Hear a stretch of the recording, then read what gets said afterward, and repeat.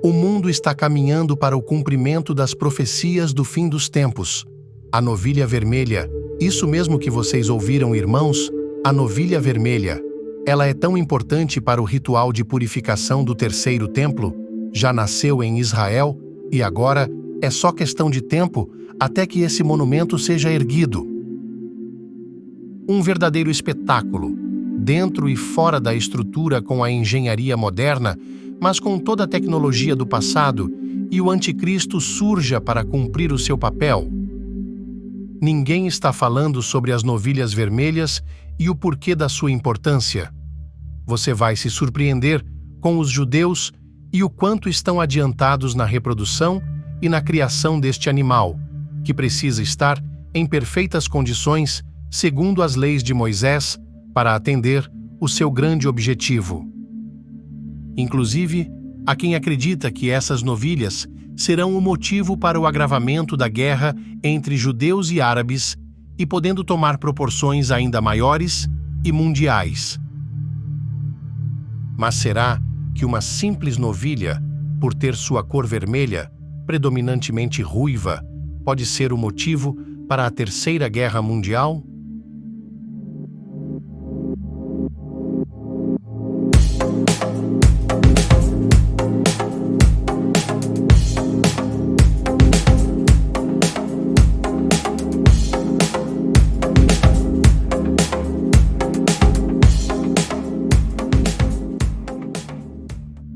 No capítulo 19 do livro de Números, no Antigo Testamento, Deus orientou Moisés sobre o ritual de purificação para pessoas consideradas impuras, para que elas pudessem se reintegrarem na sociedade.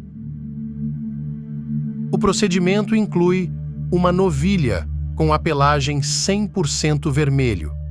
Esse animal não podia ter dado à luz a nenhum bezerro e não ter feito nenhum tipo de trabalho, por exemplo, ter participado de plantio de lavouras, capinado a terra ou qualquer outro tipo de equipamento que comprometesse sua integridade animal. Diferente de outros animais, este animal deveria ser sacrificado pelo sacerdote fora do tabernáculo.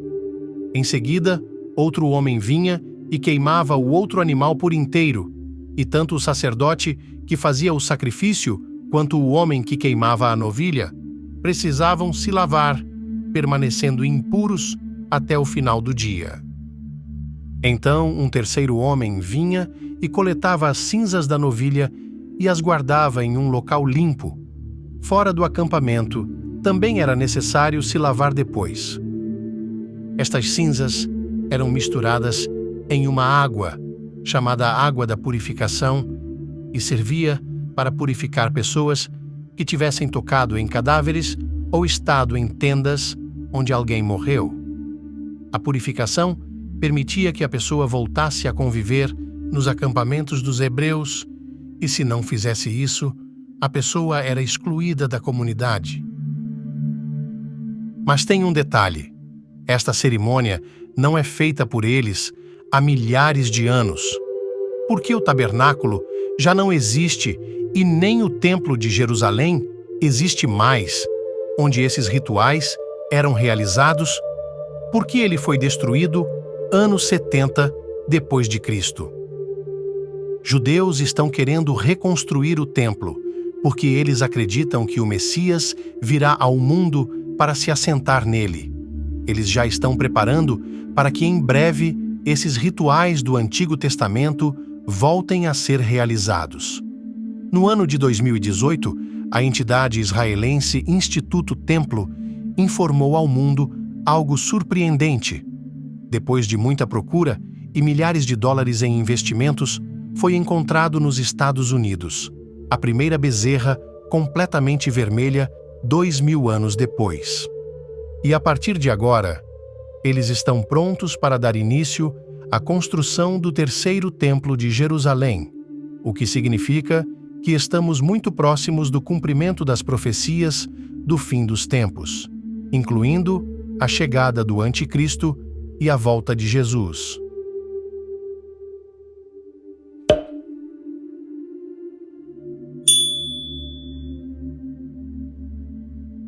No dia 16 de setembro de 2022, 5 novilhas vermelhas, consideradas perfeitas, foram transportadas de uma fazenda no estado do Texas para a capital israelense, onde estão sob os cuidados do Instituto do Templo, que espera ansiosamente pelo momento do sacrifício do primeiro animal, pois sem ele será impossível reerguer o tão esperado terceiro templo de Jerusalém. O mundo conheceu apenas 2 templos judeus. O primeiro foi construído no Monte do Templo pelo rei Salomão e durou 390 anos, até que os babilônios o destruíssem no ano 586 a.C. E já o segundo, construído depois do cativeiro do povo judeu na Babilônia, no mesmo local, permaneceu de pé 585 anos antes de ser destruídos pelos romanos no ano 70 depois de Cristo. E o terceiro templo está relacionado a uma profecia que irá se cumprir no final dos tempos. A Bíblia deixa claro que é neste lugar que o anticristo irá se assentar para governar o mundo, enganando os judeus e perseguindo-os. Mas antes de falar sobre o início do governo do anticristo na Terra, nós precisamos entender por que os judeus estão tão empolgados com a chegada das novilhas vermelhas em Israel.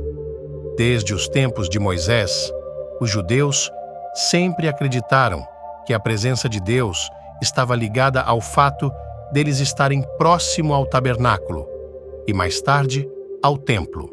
E com a destruição destes 2 lugares por povos inimigos, os judeus acreditam que Deus deixou de estar completamente ao lado deles e, por isso, ainda não enviou para eles o Messias prometido nas Escrituras, lembrando que eles não acreditam que Jesus é o Messias.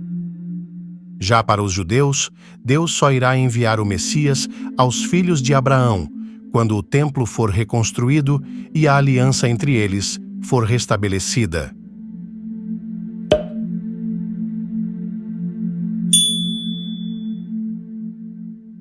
Os arquitetos responsáveis já entregaram as plantas, os móveis e utensílios que serão usados no templo, já estão todos prontos.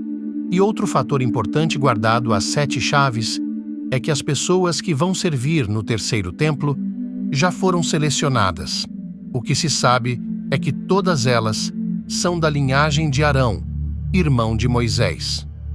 Essas pessoas já estão participando dos ensaios para a cerimônia de inauguração do templo, onde farão o primeiro sacrifício de purificação do lugar com as cinzas da primeira novilha vermelha.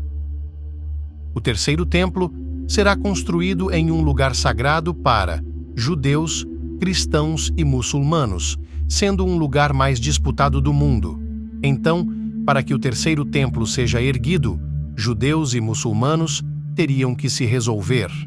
E é nesse sentido que especialistas em conflitos históricos entre os 2 povos estão afirmando que a crise entre eles vai se agravar a partir de agora, inclusive com a possibilidade de uma grande guerra ser iniciada por causa daquele território. Os árabes já sabem da existência das 5 novilhas vermelhas sem defeito em Jerusalém, e por isso já se preparam para defender fortemente o seu território de um possível ataque de Israel, para a retomada do lugar onde está construído o Domo da Rocha. Além da questão do orgulho, a teologia islâmica acredita que um ser chamado Dajjal, uma figura muito semelhante ao anticristo, virá antes do dia do juízo final, para desviar as pessoas do caminho verdadeiro. Ele é descrito como o grande enganador e será capaz de realizar grandes milagres para enganar as pessoas. Com o seu poder de convencimento, o anticristo vai conseguir fazer com que as 3 maiores religiões do planeta assinem um grande tratado de paz. E esse acordo é que vai permitir com que o terceiro templo seja construído finalmente em Jerusalém. Esse será o sinal para que os judeus acreditem que aquele homem seja o Messias que tanto esperavam. Afinal, eles rejeitaram Jesus porque não aceitavam que o seu Salvador fosse uma figura comum, humana e semelhante a eles. Após a permissão para a construção, o templo deve ficar completamente pronto dentro de apenas 1 ano e será dentro desse local sagrado que o Anticristo vai governar o mundo.